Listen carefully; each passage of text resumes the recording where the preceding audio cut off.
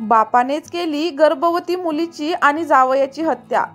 ही घटना आहे धुळे जिल्ह्यातील शिरपूर तालुक्यातील करवंद नावाच्या एका छोट्याशा गावातील। इथे राहत होते निवृत्त पोलीस अधिकारी किरण मांगले। अत्यंत शिस्तबद्ध, कडक आणि स्वाभिमानी अशी त्यांची ओळख होती। त्यांचा खूप सुंदर असा संसार होता, त्यांची बायको आणि 2 मुलांसोबत। पण त्यांचं विशेष प्रेम आणि जीवापाड प्रेम होतं आपल्या एकुलत्या एका मुलीवर, म्हणजे तृप्तीवर। तृप्ती अत्यंत बुद्धिमान, अभ्यासू होती। वडिलांचं स्वप्न होतं की ती डॉक्टर होईल, आपलं नाव कमवेल, आणि ते स्वप्न आता साकार होत होतं।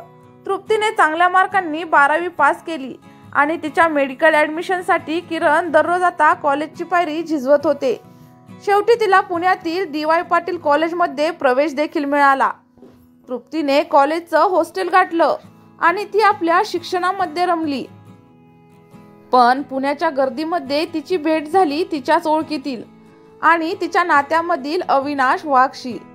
तो एक साधा मध्यमवर्गीय तरुण होता, कोथरूडमध्ये राहत होता आणि एका कंपनीत काम करत होता। त्यांची ओळख वाढली, संवाद वाढला आणि नकळतच प्रेमाचं नातं त्यांच्यामध्ये निर्माण झालं। तृप्ती विसरली की तिच्या आणि अविनाशच्या घरामध्ये पूर्वीपासून वाद होता, तरी देखील तिला वाटलं तो आपलाच आहे। आपले आई बाबा कदाचित रागवतील पण मान्यता देतील। एक दिवस तिने वडिलांसमोर मौन मोकळं केलं, मला अविनाशवरती प्रेम आहे आणि मला त्याच्याशीच लग्न देखील करायचं आहे। आता हे सगळं ऐकताच किरण यांना धक्का बसला। तो मुलगा काही शिकलेला नाही आणि तू डॉक्टर होणार आहेस। आपण तुझं स्वप्न पाहिलंय, तुझं भविष्य उद्ध्वस्त होईल असं म्हणत त्यांनी तीव्र असा विरोध देखील केला। पण तृप्ती प्रेमामध्ये इतकी गुंतली होती की ती काहीही ऐकायला तयार नव्हती।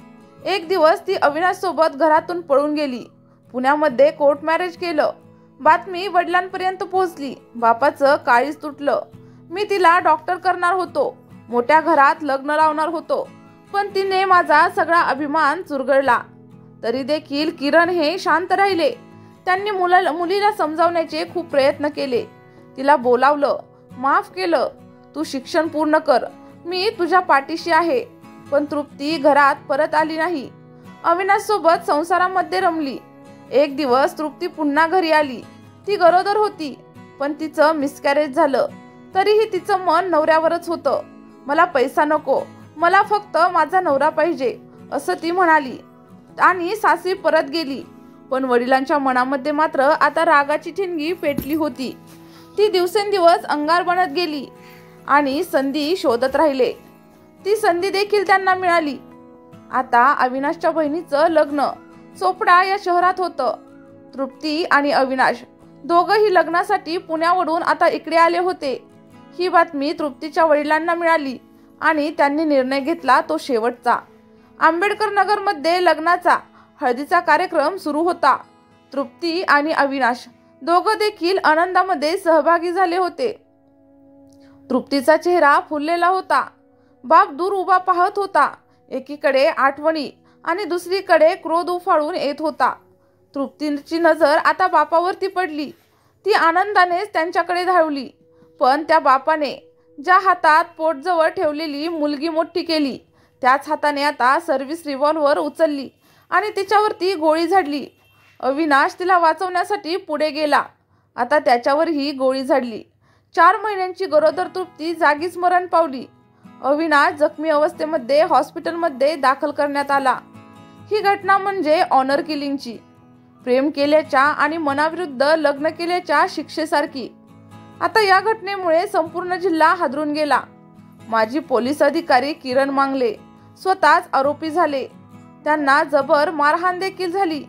त्यानंतर पोलिसांनी चौकशी सुरू केली आणि उरली केवळ एक हृदयद्रावक अशी गोष्ट, एका बापाच्या अभिमानाची, एका मुलीच्या प्रेमाची आणि चुकीच्या अहंकाराच्या चिघळलेल्या शेवटाची। प्रेक्षकांनो, या गोष्टीमधून शेवटी आपण काय शिकलो? प्रेमाला विरोध करावा की प्रेम स्वीकारावं? चुकीच्या अभिमानापायी आपण किती मोठं नुकसान करू शकतो याचा ही विचार करायला लावणारी गोष्ट प्रत्येकालाच समजायला हवी। चला तर मग प्रेक्षकांनो, ही सत्य घटना कथेच्या स्वरूपामध्ये तुम्हाला कशी वाटली हे मला याच व्हिडिओच्या कमेंट बॉक्समध्ये सांगायला अजिबातच विसरू नका।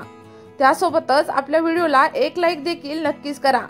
आणि जर तुम्ही आपल्या चॅनलवरती नवीन असाल तर आपल्या मराठी कथा गोष्टी या चॅनलला सबस्क्राइब करायला अजिबातच विसरू नका आणि बेल आयकॉनचे बटन देखील नक्कीच प्रेस करा।